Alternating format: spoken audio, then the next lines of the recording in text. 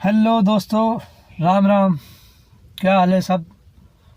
आज मैं एक लेजेंड की स्टोरी लेके आया हूँ, छोटी, जहाँ तक मुझे समझ में आया, मुझे बताने का जो आज मौका मिला है तो मैं बताऊँगा। उसने अपने देश के लिए कभी गद्दारी नहीं की, अपने देश के लिए हमेशा वफादार रहा। उसका नाम है सद्दाम हुसैन अल महीद अल तिकरी। उसका जन्म हुआ है 28 अप्रैल और 1937 में। तो ये आज इस लेजेंड की कहानी है, छोटी सी मेरे वीडियो से मैं बताना चाहूँगा कि लोग अपने देश के लिए कितने वफादार हैं और लोगों ने क्या क्या करना चाहिए, सद्दाम हुसैन से सीखना चाहिए मेरे हिसाब से। क्योंकि उसने कभी भी किसी भी व्यक्ति के लिए कभी भी दूसरा स्टेप नहीं लिया। वो हमेशा अपने जितने भी देशवासी थे उसके लिए हमेशा खड़ा रहता था। उसको हमेशा बोलता था कि मैं हूँ तब तक इस देश सलामत है। क्योंकि उसको मारने के लिए कई ऐसे देश थे जो उसके पीछे पड़े थे। मैं उसका नाम छोटा सा बताना चाहूँगा, क्योंकि वो लोग क्योंकि सद्दाम हुसैन इतना पावरफुल इंसान था, अगर वो जिंदा रहता तो इन देशों के ऊपर कब्जा करके अपना राज चलाता।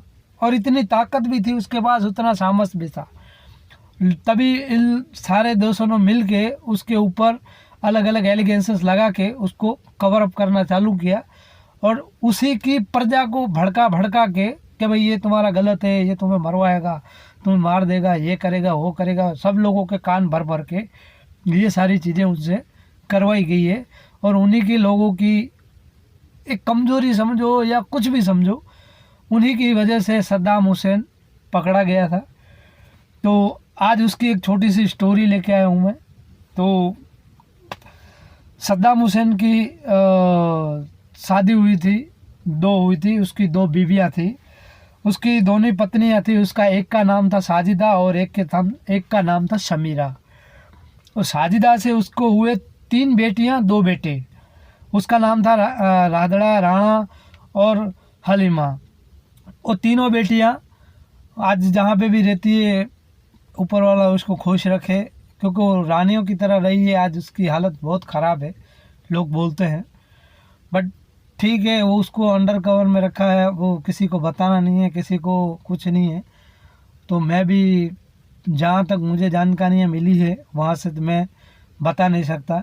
बाकी उसकी जो सेकंड वाइफ थी समीरा, वो तो जॉर्डन चली गई है, वो तो जॉर्डन में रहती है, सबको पता है। दूसरी का जो उसकी पहली वाइफ थी साजिदा, वो भी कहाँ रहती है सबको पता है, पर मैं उसका जिक्र नहीं करना चाहूँगा। और उसके 2 बेटे हुए थे। उसके 2 बेटों में से एक का नाम था उदय हुसैन और दूसरा नाम था खुशब हुसैन। वो दोनों बेटे थे। और जो उसकी सेकंड वाइफ थी शमीरा, उसको जो बेटा हुआ था, तीसरा बेटा, जो जिसको बोलते सद्दाम हुसैन की तीसरी औलाद थी, अली सद्दाम हुसैन, वो जो लड़का था वो शमीरा का था। तो ऐसे उसको 6 औलादें हुई थी। और ये है कि भाई उन्हीं के लोगों ने उसको पकड़वाया था, क्योंकि उसके पीछे जो देश लगे पड़े थे, जिसको जिसको सद्दाम हुसैन से डर था कि अगर सद्दाम हुसैन ज़िंदा रहा तो सद्दाम हुसैन हमारी क्या क्या कर सकता है, सबको पता था। इसलिए उन लोगों ने उस 5 देशों का मैं नाम बताना चाहूँगा। और वो देश कभी किसी के हुए नहीं और ना कभी किसी के होंगे। तो मैं आपको उस देश का नाम बताऊँगा।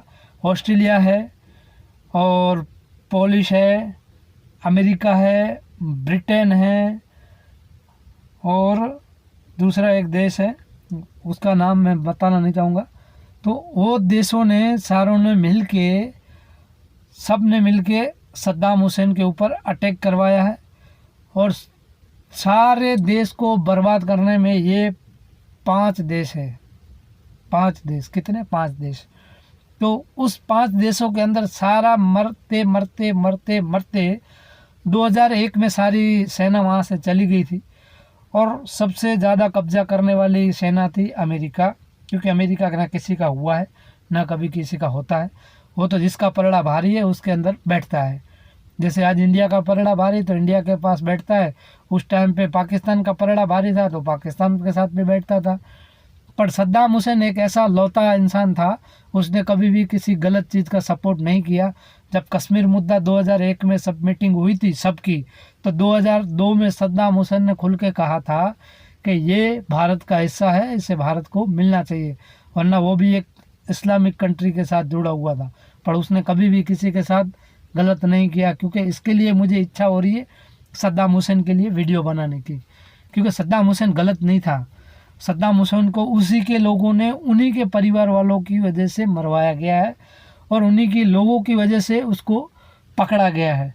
बाकी सद्दाम हुसैन को पकड़ना नामुमकिन था, क्योंकि सद्दाम हुसैन की ताकत इतनी बड़ी थी कि उसको पकड़ना नामुमकिन नहीं, उसको देखना भी नामुमकिन था इन 5 देशों के लिए। पर इन्हीं के देशों ने क्या किया, सब मुसलमान लोगों को जितने भी थे उन लोगों को भड़का के उसके विरोध कर दिया और उसके खिलाफ बगावत करके फिर सद्दाम हुसैन पकड़े गए। 2003 में पकड़े गए थे और उसके ऊपर पूरा का पूरा समझ लो ना 148 लोगों की हत्या करने का, पूरा 148 जनों की हत्या करने का उसके ऊपर मुकदमा चलाया था।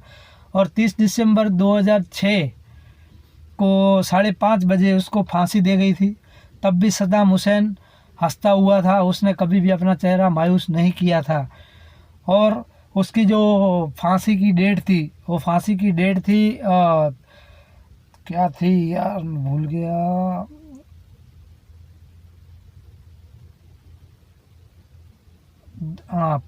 उसकी जो फांसी की डेट थी 5 नवंबर 2003 के अंदर उसको फांसी की सज़ा दी गई थी। तब भी सद्दाम हुसैन ने कहा था कि मेरे जितने भी चाहने वाले हैं, अगर उससे पहले भी कहा था सद्दाम हुसैन ने कि मेरे जितने भी चाहने वाले हैं, अगर मैं चला गया तो ये सारे मिलके पूरे देश को बर्बाद कर देंगे। आज उसी 2023 के अंदर इराक का हाल आप देख लो, पूरा खंडर पड़ा है, पूरा खंडर।